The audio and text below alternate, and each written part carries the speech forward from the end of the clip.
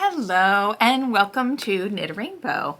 I am so excited to start talking finally about all of the things I've been working on. It seems like I've been away for a while, but I have been actually working behind the scenes, and now I finally get to show you some things that I've been working on.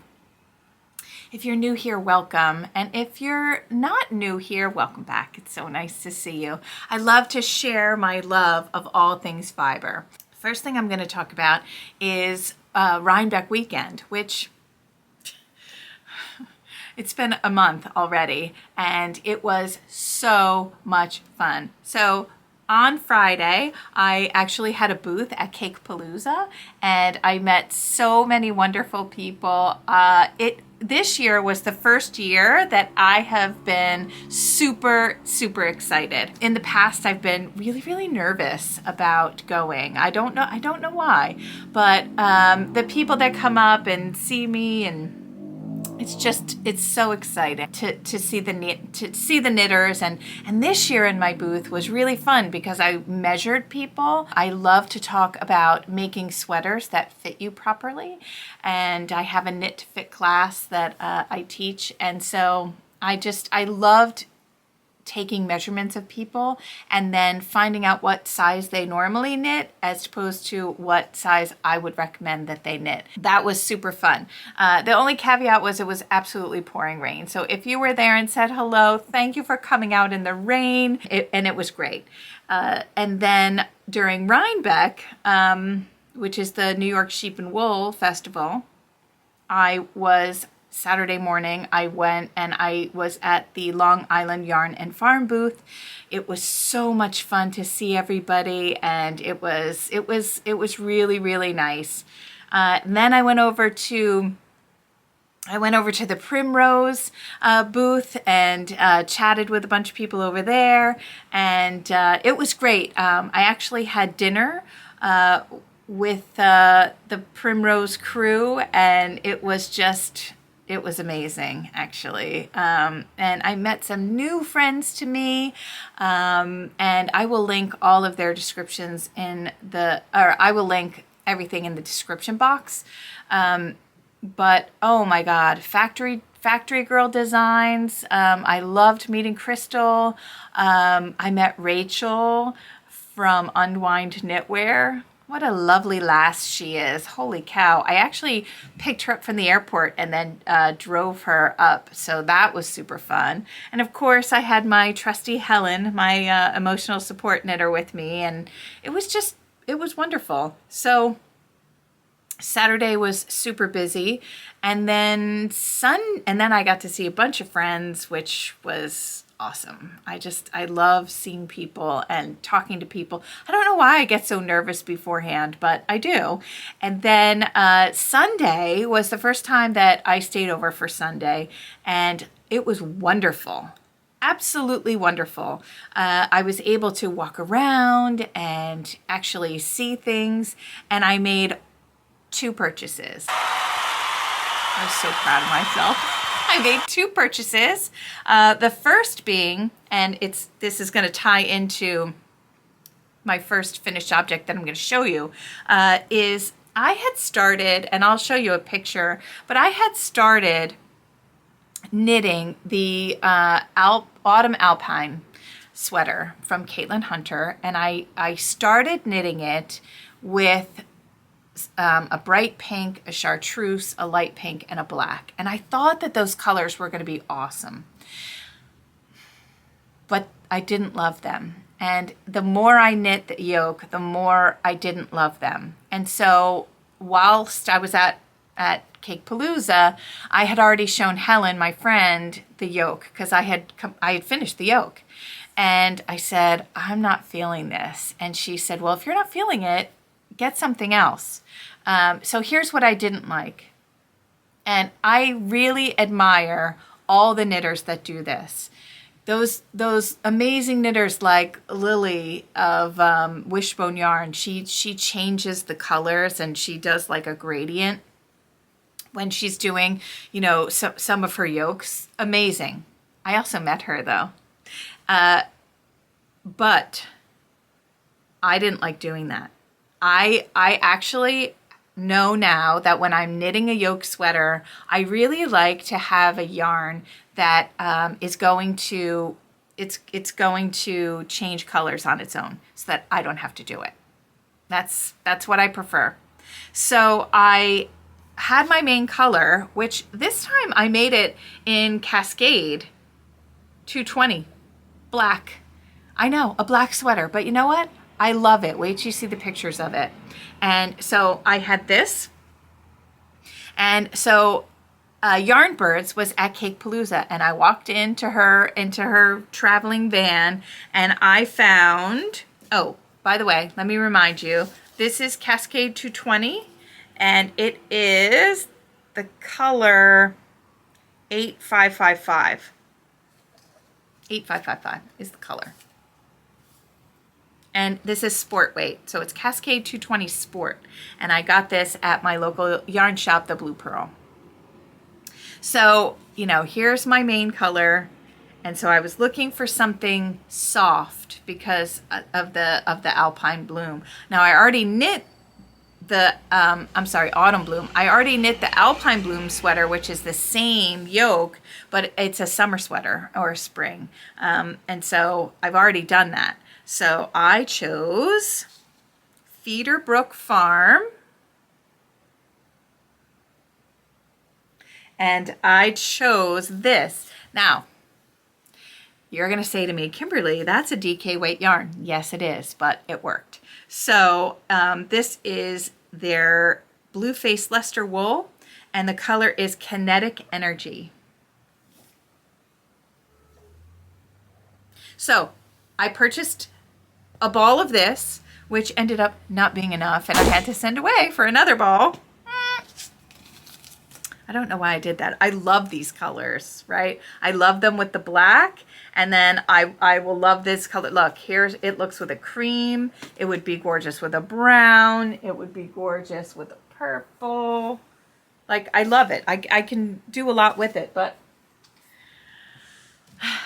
alas, I only bought one. Okay. And so let me show you what my Autumn Bloom sweater turned out to be.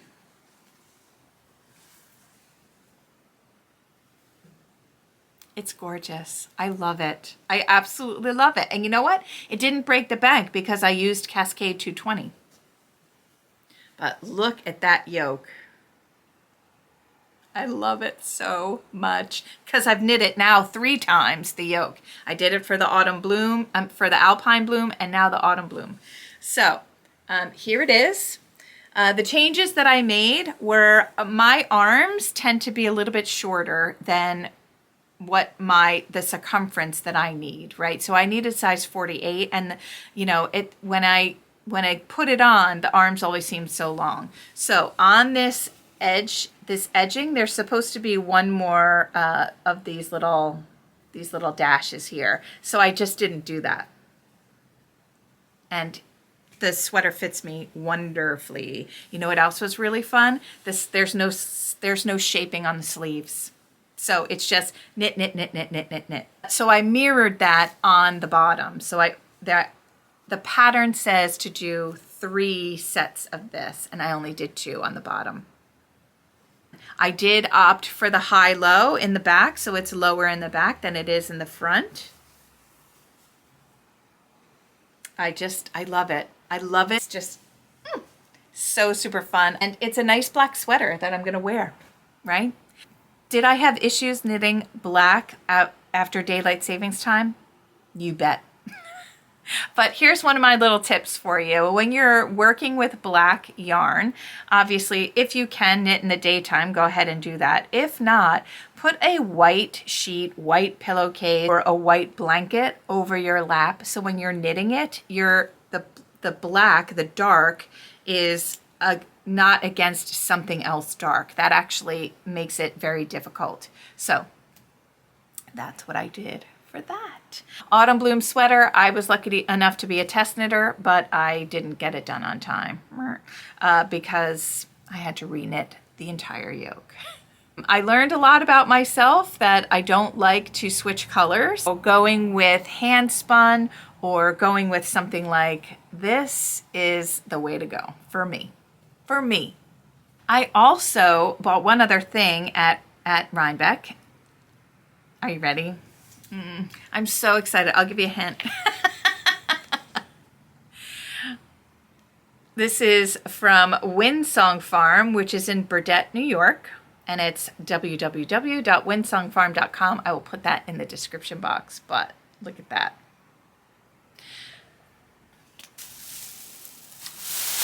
I bought a very, very small fleece of Wensleydale. Now, I love Wensleydale. They are a long wool, and there's a lot of things that you can do. Sorry for the noise. There's a lot of things that you can do. Let me show you a lock. I love the smell of sheep's wool, like raw sheep's wool. I absolutely love the smell of it. Oh my gosh. Let's just grab. First of all, can you take a gander at the gorgeousness? So let's look at a lock. These locks are very long. Aren't they great? I have a whole bunch. So I get to process this, and I'm going to figure out some stuff that I'm going to make with it. I am going to make, this is going to tie right into the next thing that I have for you. I'm going to save some locks, like look at this beauty. Like, can you just imagine it on the sheep? How spectacular sheep are to give us this beautiful, beautiful stuff. I find them amazing. That's what I purchased. I purchased a fleece. It's a small fleece. It's like, I don't know, 2 pounds maybe. And it did not break the bank. So if you're looking for Wensleydale fleece, I highly recommend, because they were beautiful. And she had some processed pelts. She had yarn, and so it was amazing. Okay, here's something super exciting that I've been working on. I love this thing so much. I hope you all like it as well.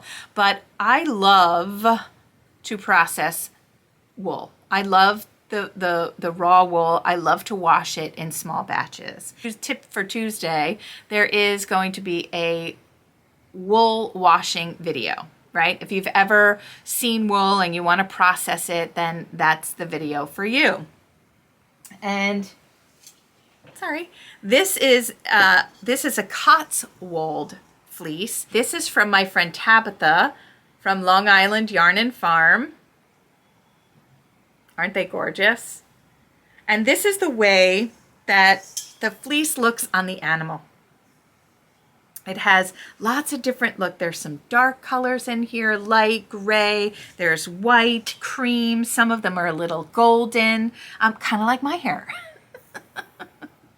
There's gray. This is actually my natural color. I'm letting it go. And my hair is super, super long. So a lot of times the hair that you see on the top of my head has been on my head for years. So it's been bleached by the sun and stuff like that. But I am letting my gray, actually white, come in, and I am bracing my 50s. Anyway, getting back to the fleece. I love the way the fleece looks, right? Like in a bowl. I think it's beautiful.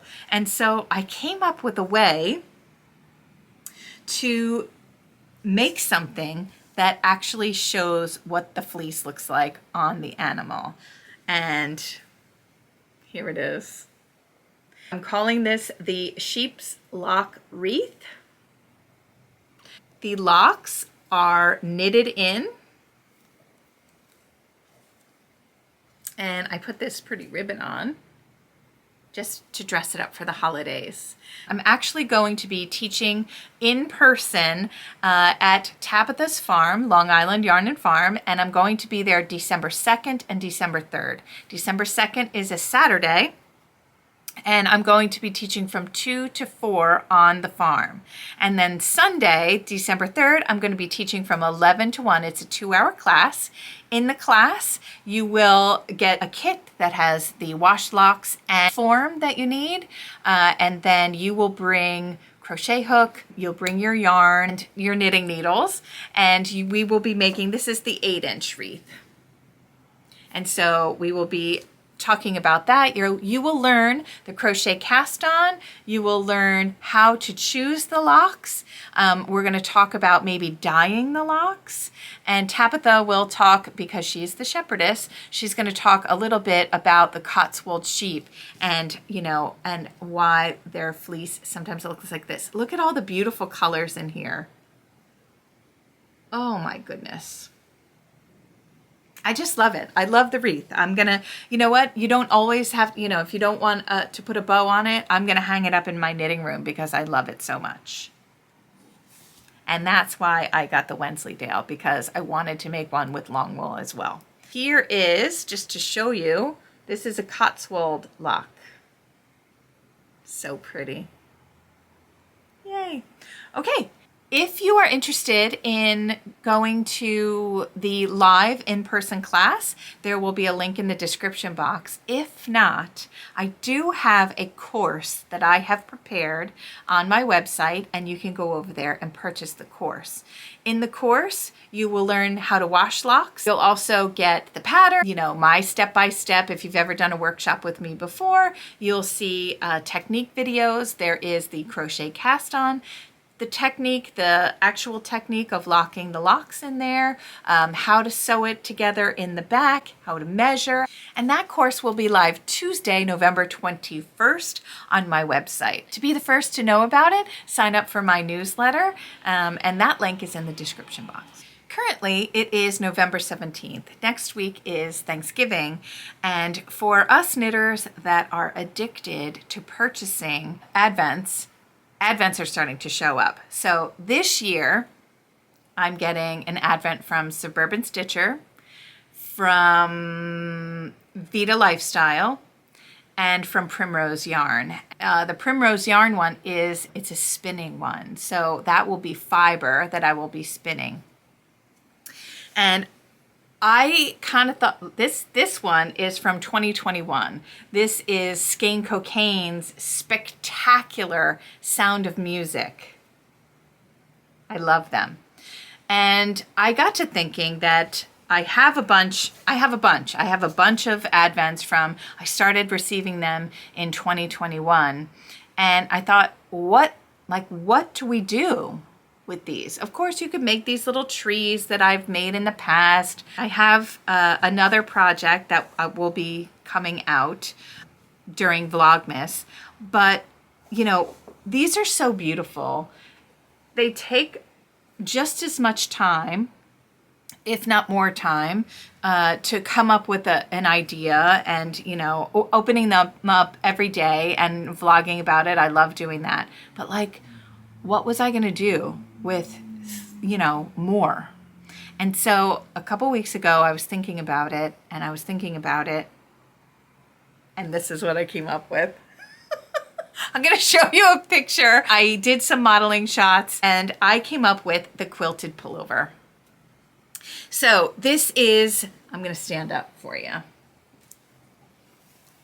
Ooh.